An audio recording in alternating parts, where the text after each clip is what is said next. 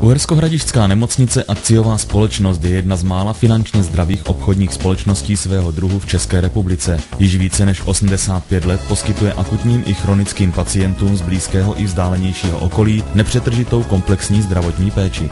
Současná Uherskohradišťská nemocnice je druhým největším poskytovatelem zdravotnických služeb ve Zlínském kraji. Zaměstnává přes 1200 zaměstnanců a vykazuje roční obrat ve výši 930 milionů korun. Ve více než 20 odbornostech poskytuje zdravotní péči celkem na 700 lůžkách. Dlouhodobě se nám daří hospodařit s vyrovnaným nebo mírně ziskovým rozpočtem, což je základním předpokladem dalšího rozvoje nemocnice a zvyšování kvality poskytované zdravotní péče.